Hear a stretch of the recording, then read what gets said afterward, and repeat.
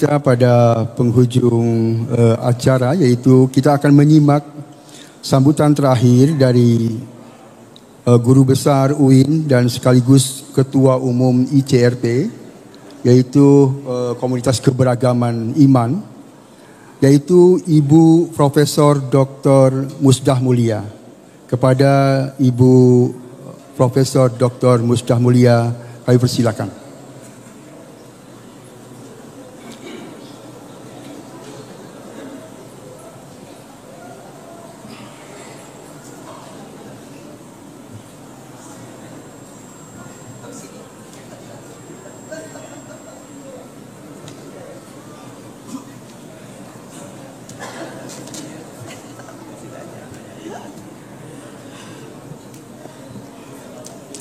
Bismillahirrahmanirrahim. Assalamualaikum warahmatullahi wabarakatuh.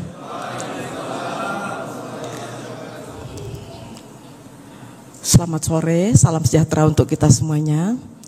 Alhamdulillahirabbil alamin. Wassalatu wassalamu ala asyrafil anbiya'i wal mursalin wa ala alihi wa sahbihi ajmain. Amma ba'd. Pertama-tama saya mengucapkan puji syukur kehadirat Allah Subhanahu wa taala dan juga salawat kepada Nabi besar Muhammad Sallallahu Alaihi Wasallam dan juga kepada seluruh sahabat beliau. Alhamdulillah, dan semoga kita mendapatkan syafaat dari beliau. Amin. Yang kedua, saya mengucapkan terima kasih dan penghargaan yang setinggi-tingginya kepada pengurus besar Ahmadiyah yang saya sudah kenal tuh jauh sekali. Jadi perkenalan saya dengan komunitas Ahmadiyah ini melalui banyak sekali tragedi ya. Dimulai dengan tahun 2000. Mungkin ada yang belum lahir di sini ya. Tahun 2000 itu saya mendapatkan kabar jam 1 malam Masjid Ahmadiyah di Kuningan diserang dan dibakar. Kami langsung pergi, tiba di sana itu jam 5 subuh. Dan seumur-umur hidup saya baru menyaksikan Al-Quran itu dibakar. Jadi lembaran-lembaran Quran itu hangus bertebaran di sepanjang sudut-sudut masjid.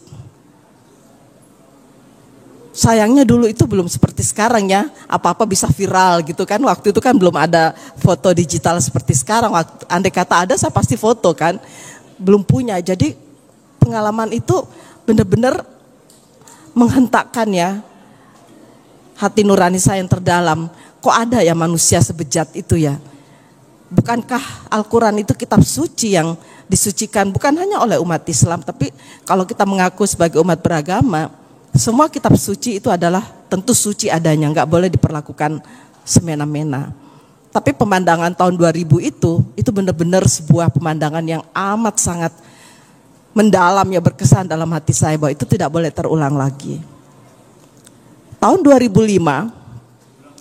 saya sedang menghadiri jalsah salana seperti sekarang ini, dan waktu itu maghrib ya, tiba-tiba ada serangan dari luar, dan saya ingat sekali Pak Pontoh lalu datang tergopoh-gopoh, ayo Bu Musdah segera kita harus pulang. Saya bilang, kenapa harus pulang, saya akan tinggal di sini bersama kalian. Itu 2005 ya.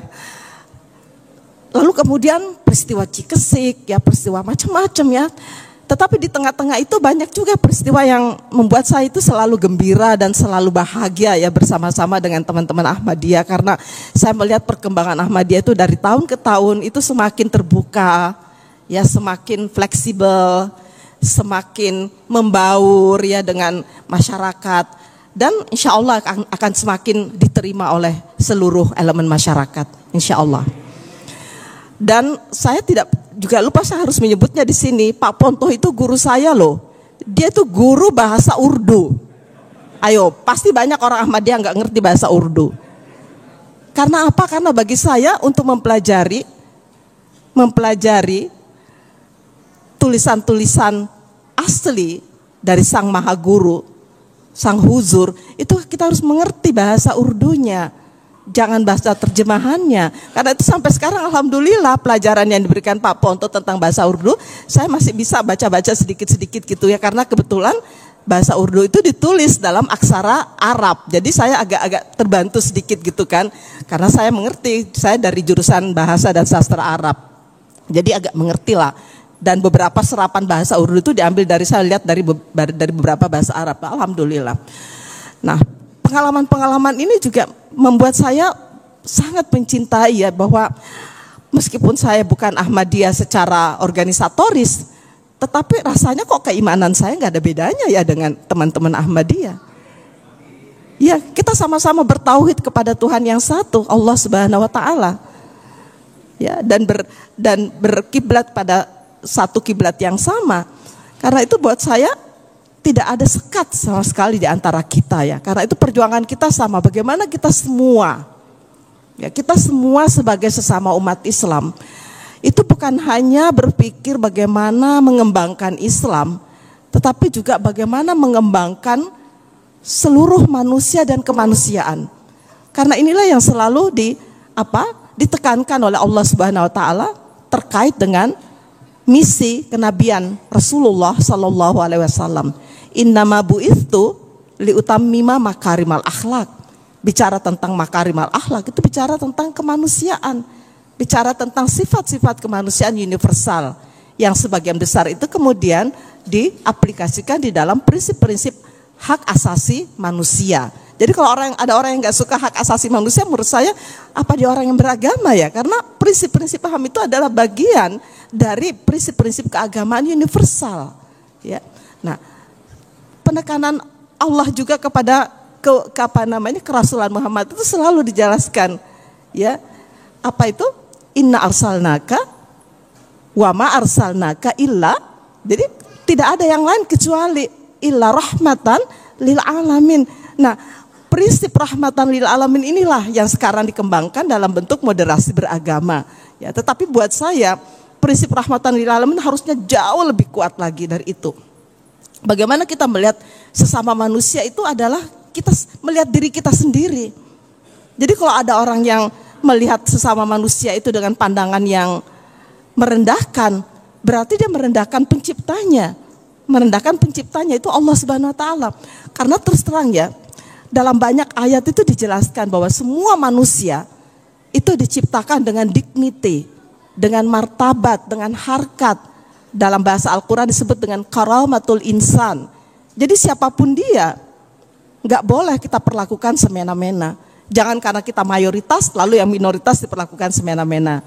Kita kaya, yang miskin diperlakukan semena-mena. Kita punya kekuasaan, lalu mereka yang tidak punya kekuasaan diperlakukan semena-mena. No, itu bertentangan dengan intisari agama.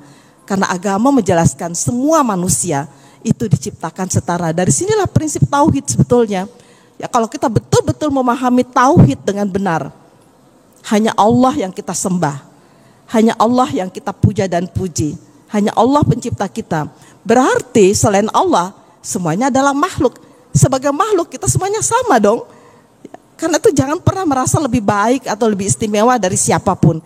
Perasaan-perasaan lebih baik, lebih suci, lebih lebih unggul, inilah yang membawa kepada berbagai macam bencana kemanusiaan yang kita kenal dengan istilah diskriminasi, eksploitasi, kekerasan, dan semua bentuk kebiadaban lainnya.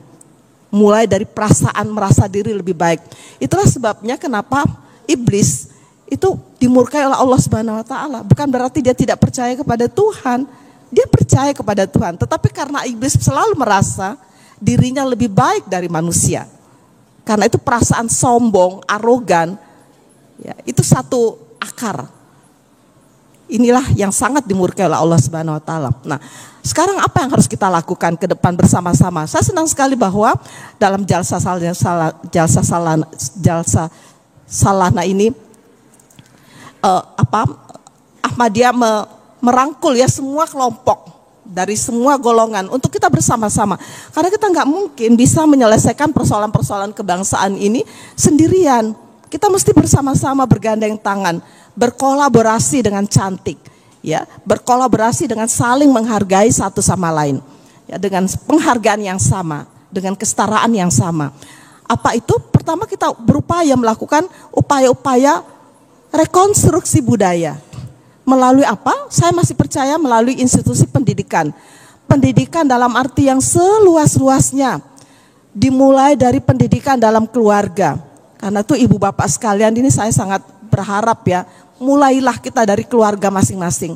Jangan berharap kita akan mengubah dunia, mengubah orang lain, kalau kita tidak mampu mengubah keluarga kita sendiri. Kita mulai dari diri kita sendiri, keluarga kita sendiri, kelompok sekitar kita.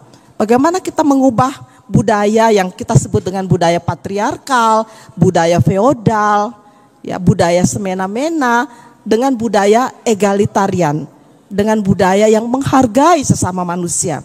Itu dimulai dari keluarga, mengajarkan anak-anak kita untuk menghargai, menghormati, ya, siapapun dia, sepanjang itu adalah manusia, adalah patut dihargai.